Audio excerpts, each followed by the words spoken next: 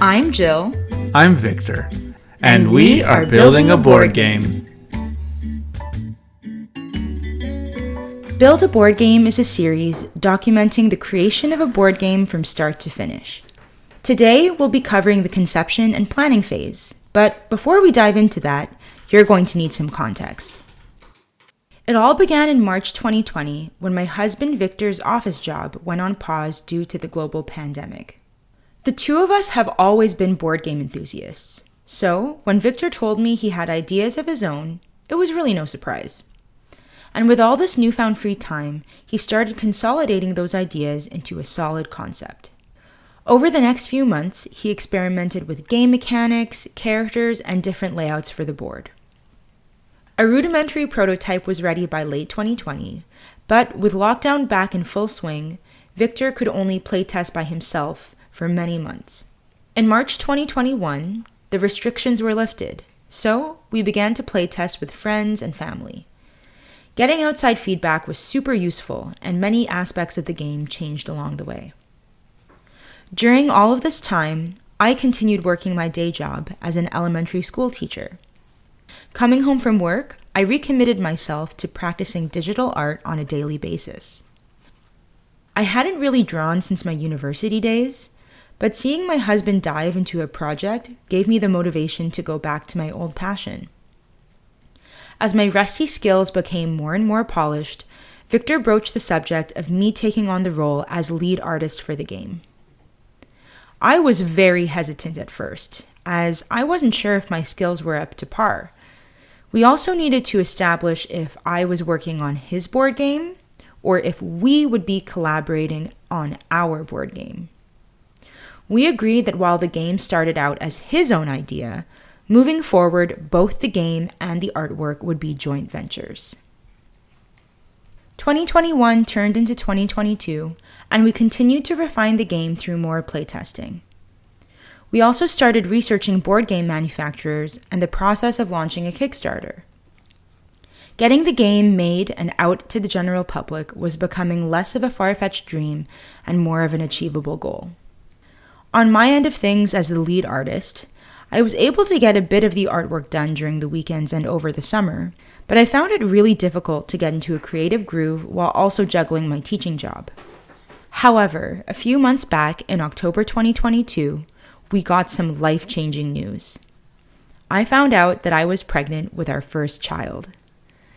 This is something that we've been waiting for a long time, so we were really excited. And through follow-up medical testing, we also found out that I was eligible for preventative leave. This meant that I could stay home and pause work while still earning most of my regular salary. I know I am extremely lucky, as my situation is very rare and doesn't happen for everyone. This was also the exact opportunity I needed to hunker down and get the artwork and graphic design done for the game. And with an expected due date of June 2023, the clock is officially ticking. We have about 5 months before baby comes, so it's time to get a game plan going. I decided to create this video series for a few reasons. Mainly for accountability and posterity's sake, but also because video production just so happens to be another one of my old passions. Though both my husband and I are completely new to the board game creation scene, I hope this content may prove useful and helpful for those who are interested in doing the same. So if you love board games or art or pregnant ladies at home with nothing to do, this series is for you.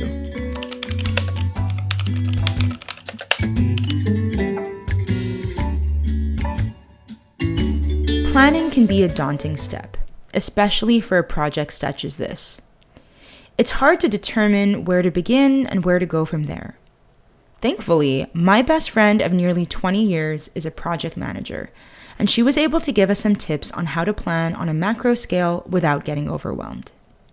She explained that in a typical project, there are 5 main steps. You have your conception phase, planning, execution, follow and control, and then the wrap up of the project.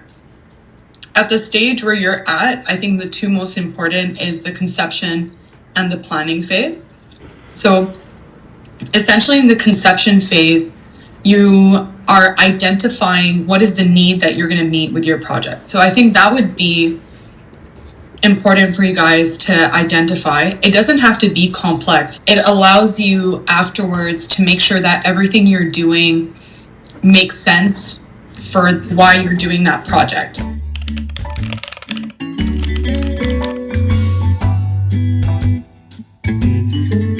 So, what is the need we're going to meet? As simple as it sounds, all we want to do is create a board game. Now, according to BoardGameGeek.com, over 3,000 new board games are published every year. So what exactly is going to set our game apart from the rest of the pack? Let's take a look at different types of board games, shall we? Most board games can be divided into 3 categories: competitive, cooperative, and hybrid. In competitive games, it's every man for himself. Whoever achieves the objective, such as getting to the finish line first, making the most points, or making the most money, wins the game. You can think of classic games like Monopoly and Catan as really good examples. For co-ops, players work together to achieve a common goal. It could be a race against the clock or the collective defeat of a monster. Either way, there are only 2 outcomes. Either the players or the game itself will come out victorious. The best known example of this would be Pandemic, a game where players take on different roles like scientist, medic, dispatcher, etc.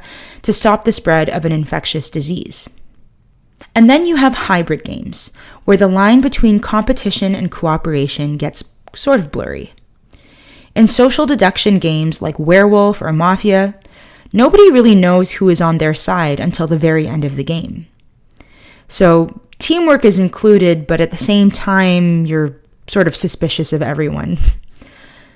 There's also Betrayal at House on the Hill, where all players start out on the same team, but when a specific event happens, one of the players becomes the betrayer, and it's them versus the rest. Since both competitive and cooperative games are a dime a dozen, Victor decided early on that he wanted to go the hybrid route. I'll get into the specific mechanics in a later video, but for now, that's all you need to know.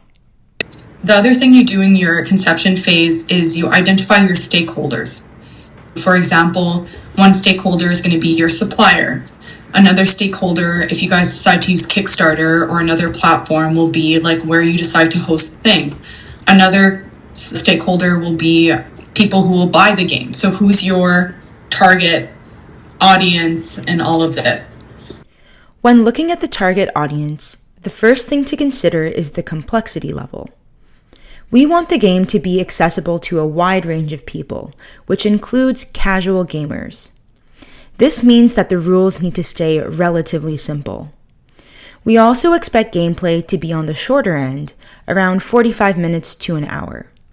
We are also targeting adults in the 18 to 35-year-old demographic, since the game contains a lot of puns and pop culture and fantasy references. However, there's no reason why a teenager couldn't play our game, so we've set the age limit to 13 plus. The last thing we need to worry about is the language. Obviously, we are writing the game in English, since that's our first language. But this will also target a very large market, specifically the US, Canada, and other English-speaking places like Australia and the UK. However, Victor and I live in Quebec, the French part of Canada.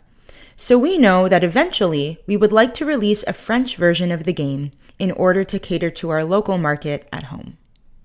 The other thing you want to do is budget, not a detailed budget, more like a high-level budget. So in categories.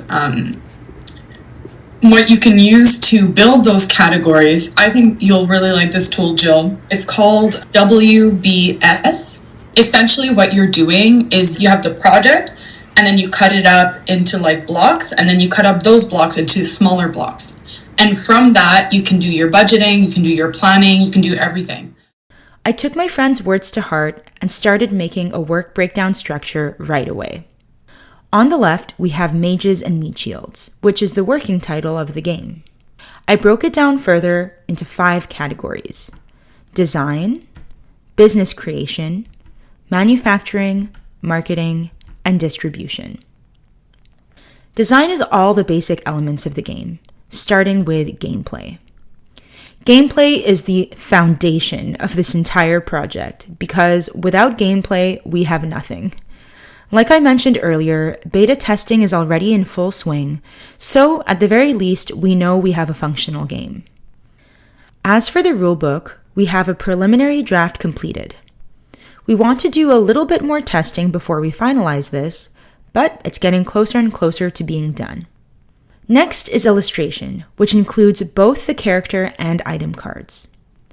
As with any illustration project, I plan on starting with thumbnails, which are extremely loose sketches in order to explore and brainstorm. Once I find a design I really like, I will continue with more detailed sketches and then finish with final renders, which would include line art, color, shading, and lighting. Then there's graphic design, which includes everything to do with layout such as the font, logo, typesetting, etc. Moving on to business creation. Now, in order to actually make money from this project, Victor and I need to register as a small business with our province. We are currently in the research phase, meaning that we're reading through the extremely dull paperwork found on the Registraire des Entreprises, which is the part of government that handles everything to do with businesses. Once we sift through all the boring mumbo-jumbo, we can register as an official business. Now, for something much more exciting, we have manufacturing. Victor and I have already scoped out a board game manufacturing company that is based out of Canada. Once all of our design elements are complete, we can send them to the manufacturer for an estimate. Based on everything we need, such as game components, the number of pages in our rulebook, and the dimensions of the board and box, they can tell us how much a single game will cost wholesale. From there, we can decide how much we want to charge per game for our profit margin. Then, we'll verify the design, making sure that there are no spelling errors and that words and images are properly placed for printing and cutting. The manufacturer can then move into pre-production, which is something we are really looking forward to. They will essentially print a sample of the board game and send it to us for final checks before finally moving into mass production. Meanwhile, we would need to have our marketing in place during this time. So far, we've only been using word of mouth through beta tests with friends and family. Eventually, we want to get a website and social media going. In fact, that's sort of where this YouTube series comes in. The big thing will be the Kickstarter, which will determine whether or not the game is going to actually happen or not. The manufacturer will only print our game at a minimum of 2,000 copies, so we know that's what we need to sell at the very least. If we hit that target, we can move on to distribution. Our manufacturer will assemble and ship the games to our customers. This will start with everyone who made pre-orders with Kickstarter, but we also hope that we can eventually get business with conventions and retailers. If we secure deals with local retailers in Quebec, we will eventually get into translating our game. So there you have it. There's the work breakdown structure in all of its glory. So for planning, you can use your work breakdown structure that you've done. And essentially, you just want to organize it in terms of time, in terms of effort. So time is when am I going to start and when am I going to stop? And effort is how many hours am I going to put into this? And then the most important thing is that for each task, you have one person who's responsible. And then for a tool that I think you'll like, it's called a Gantt chart, Gantt. Yeah, I think that's like the best place for you guys to start.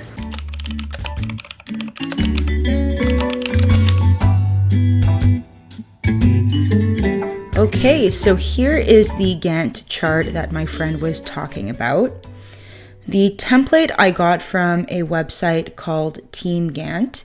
I just Googled it like she originally recommended that I do, and this is one of the more official websites that came out. So at the top we have design, pretty straightforward. On the business end, I started it, but it's very, very basic. So we'll just take a look at design for now. I thought of all of the tasks that we need to do, and I separated them by the smaller blocks that were included in my work breakdown structure. So we have gameplay, illustration, and graphic design. And what's cool is that when you put in the start and end date, it actually shows up on this little calendar over here, and it'll tell you, or it kind of gives a more visual roadmap of where we need to be. So there were a lot of things that should have started in January that sort of did. I mean, there are a few things like all this graphic design stuff. I never actually changed the default date. So we don't have to get into that now.